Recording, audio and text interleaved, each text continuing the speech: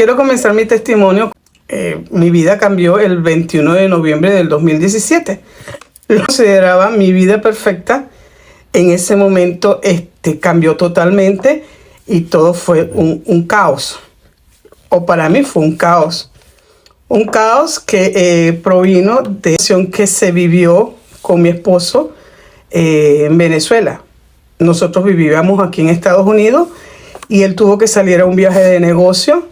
En dicho viaje de negocio, en una reunión, sencillamente fue tomado como rehén por el gobierno venezolano. Por supuesto, yo vivía acá en Estados Unidos, en Houston. Y bueno, ese día sencillamente a través de una llamada, siempre he dicho que las noticias se reciben a través de llamadas, ya sean buenas o malas, siempre son a través de llamadas. Me llama mi hijo mayor para decirme que mi esposo había sido puesto preso. Por supuesto que en el primer momento yo sentí así como que preso, que a quién mató, qué robó, qué hizo para merecer estar preso. Porque uno sencillamente en ese momento se le vienen muchas cosas a la cabeza y sencillamente yo decía, ya va. Como alguien que salió a una reunión de negocio, estaba en una reunión de negocio, termina preso, ¿en qué momento lo hizo? Lo cierto es que en ese momento a mí me vinieron muchas cosas a la cabeza. En ese momento tú te derrumbas, te caes, no le puedes dar crédito a lo que te está pasando. En ese momento entra la negación. Siempre he dicho que eso es un mecanismo de defensa que tiene uno, donde uno niega lo que está pasando y uno no cree que lo que está pasando es real. Uno no cree que lo que está viviendo uno en ese momento está pasando y sencillamente es normal que las personas caigan en un momento de negación, de caerse, de derrumbarse, porque es una noticia muy fuerte y es difícil asimilar en el momento. Para mí no fue fácil. Esto me llevó aproximadamente una semana tratar de digerirlo, tratar de analizarlo y tratar de asimilar lo que me estaba pasando. En el interín, o sea, digo una semana, pero en el interín yo también tuve que en 2 o 3 días sencillamente tomar la decisión de qué iba a hacer yo desde Estados Unidos con mi esposo en Venezuela. Y mi hijo en ese momento estaba viviendo en Aruba, porque trabajaba en Aruba, mi hijo mayor. Entonces, podrán imaginarse hacer una connotación entre mi hijo que está en Aruba, yo en Estados Unidos, y tratar de buscar un abogado en Venezuela que llevara el caso de mi esposo, porque desde el principio se actuó porque sencillamente había que tener un abogado, así no se hubiera hecho nada porque no sabíamos qué era lo que estaba pasando. Inicialmente uno tiende a decir por qué me está pasando, por qué está sucediendo. Yo en ese momento probablemente lo dije justo el día en que sucedió la llamada, pero luego posteriormente yo cambié el por qué para qué. Porque yo sentía que el por qué era que yo le estaba recriminando a Dios por qué me estaba mandando esto. Y sencillamente yo cambié el por qué para qué. Porque yo sentía que había algo que Él me estaba mandando y sencillamente me lo estaba mandando por algo. Y bueno, yo siempre decía que lo que Dios te da, Dios te lo quita. Luego, posteriormente, que pasó todo lo que pasó, yo logré entender que sencillamente el para qué era porque nosotros, mi familia, mi esposo y yo, sencillamente nosotros nos habíamos olvidado de Dios, tanto mi familia, mi esposo y yo. Y logré entender que sencillamente nunca le agradecimos todo lo que nosotros recibimos. Al momento en que sucedió esto, mi esposo era el presidente de una compañía petrolera, lo que llaman aquí el CEO, y por supuesto yo era la esposa del CEO. Con el cargo vienen muchas prebendas o muchos regalos, como digo yo. Tú te sientes poderoso, tú te sientes en las nubes, por decirlo de alguna manera o por resumirlo de alguna manera. Pero cuando tú estás en ese mare magnum de felicidad, que dices tú qué felicidad, tú no te sientas a ver que todo lo que tú recibiste Dios te lo dio. Jesucristo te lo envió y sencillamente uno nunca es agradecido. Yo siempre he dicho que uno es un hijo desobediente. Uno sencillamente se olvida de Dios, así como en la vida pasa que muchos hijos se olvidan de sus padres. Pues yo sencillamente, mi esposo y yo nos olvidamos de nuestro Padre, de nuestro Creador. Y bueno, Él nos dio el golpe certero de, hey, aquí estoy yo, y así como tú lo tuviste, yo me lo llevo.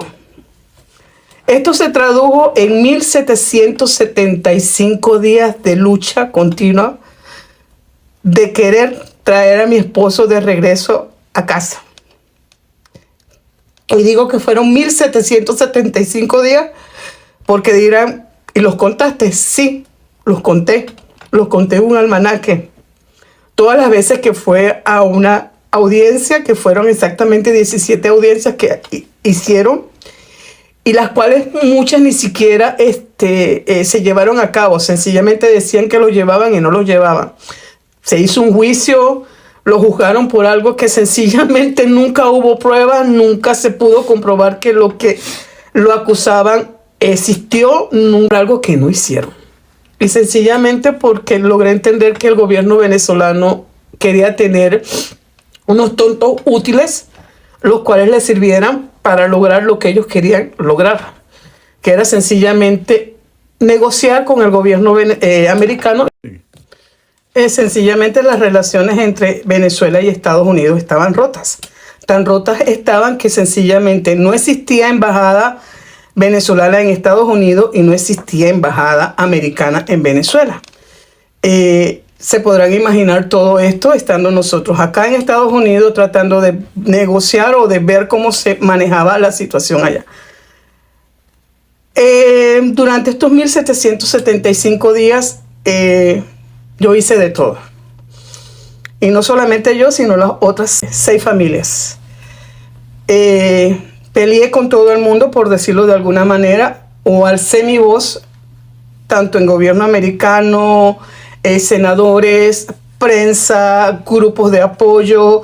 Se hicieron muchas campañas, se hicieron muchos rallies, y fue una voz que sencillamente se levantó durante todo este tiempo. Se dice muy fácil 1775 días, pero 1775 días se pueden traducir, en mi caso, a un roller coaster de emociones. Había días en que yo estaba alta, había días en que yo estaba down. Cada vez que decían que estaban haciendo una negociación, yo decía, ok, ya es el momento, y sencillamente no sucedía nada y volvía yo a caer. Durante estos 1775 días, yo sencillamente estuve en una búsqueda de Dios. Yo soy católica, por decirlo de alguna manera, porque nací en un hogar católico. Y por hecho propio, sencillamente busqué una iglesia católica. Durante ese tiempo que yo estuve, yo nunca conseguí respuesta. Nunca logré obtener la paz que yo quería tener. Nunca logré obtener lo que yo estaba buscando de Dios, y que era sencillamente tener una relación con Él directamente. Porque yo siempre he dicho de que los pastores o el padre o el... es un intermediario de Dios. O sea, sencillamente es una persona que está puesta aquí y es el intermediario de Dios. Y tú puedes tener comunicación directa con Dios porque Él te va a escuchar. Sencillamente Él está en todos lados, Él ve todo. O sea, estuve en esta búsqueda de Dios durante bastante tiempo estuve y nunca logré conseguir la respuesta, nunca logré conseguir lo que yo estaba buscando. De hecho, recuerdo que una vez fui a confesar mis pecados con el Padre y lo sentí tan impersonal porque sencillamente yo le estaba contando a él en ese momento lo que a mí me estaba pasando, la situación que yo estaba viviendo, y sencillamente me pareció que era como que yo estuviera hablando con un retrato que estaba puesto en la pared. No sentí ese feeling, por decirlo de alguna manera en inglés o en español. no sentí esa retroalimentación y me pareció la cosa más fría del mundo. Por supuesto, está de más decir que ese fue el último día que yo asistí a la iglesia católica. Por supuesto, me mandaron a hacer las benditas penitencias que mandan a hacer, que siempre me han parecido la cosa más ilógica del mundo, y sencillamente hasta ese día yo fui. Posteriormente, en mi misma búsqueda, empecé a hacer mucho research. Me llegó un libro que se llamaba Jesús te llama, de Sarah Young. Y a través de ese libro yo empecé a conseguir muchas respuestas. Por supuesto, conseguí la Biblia de Reina Valera a través de línea. De hecho, la tengo en mi teléfono. Y bueno, todos los días yo en mi habitación me ponía a leer cada uno, porque son 365 días de devoción que tiene ese pequeño libro. Y cada día que yo leía ese libro encontraba una respuesta. Hace exactamente un año, año y medio, mi nuera está asistiendo a Intimidad con Dios. Y ella un buen día me invitó. Yo tengo un negocio, el cual yo tengo que atender, y estoy prácticamente todos los días en el negocio. Pero ese día sencillamente decidí tomar la decisión de cerrar el negocio y ir con ella. Llegué a Intimidad con Dios. Era mi primera vez que asistía a una iglesia cristiana. Por supuesto que cuando llegué a Intimidad con Dios, estaba el momento de las alabanzas, estaban cantando, y por supuesto que cuando tú entras no se escucha nada, y cuando abren la puerta, que yo escucho, por decirlo de alguna manera, el estruendo, eso a mí me impactó de tal manera que yo decía, ya va, ¿qué es esto? Nunca lo había experimentado. Más mi nuera me dice, tómeselo con calma, esto es así, aquí, disfrute la canción, o disfrute las canciones, porque esto es la manera en que se le da gracias a Dios y se alaba a Dios.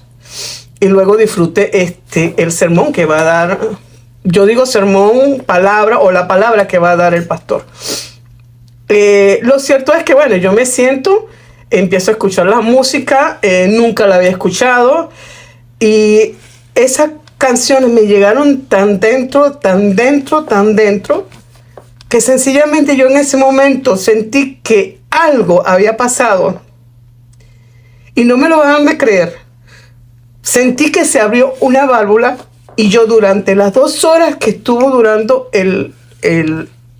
la palabra, yo no dejé de llorar. Nunca dejé de llorar. Y era como que me hubieran puesto, así como cuando tú tienes, no sé, es que no sé ni siquiera cómo explicarlo, porque es difícil explicarlo en palabras, pero sencillamente nunca dejé de llorar. Tanto fue así que mi nuera tuvo que buscar una cajita de los pañuelos que hay en la entrada y dármelo, porque yo no dejaba de llorar. Y lo que más me impactó ese día fue que el pastor José Daniel dio una palabra que era sobre el poder de las palabras, o el poder que tiene la palabra. Y yo siempre he creído que las palabras tienen poder. Siempre lo he creído. Sin que nadie me lo dijera, yo siempre he creído que cuando tú hablas, tú tienes el poder. Y puedes bendecir, puedes maldecir, puedes dañar a muchas personas con solamente decir una palabra.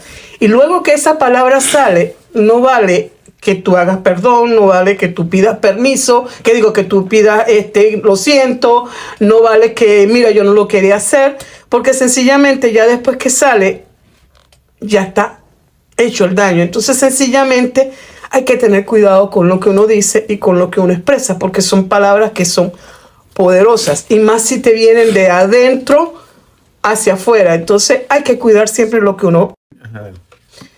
Y de más está decir que ese día yo sentí que salí liberada de la iglesia. Conseguí muchas respuestas en la iglesia.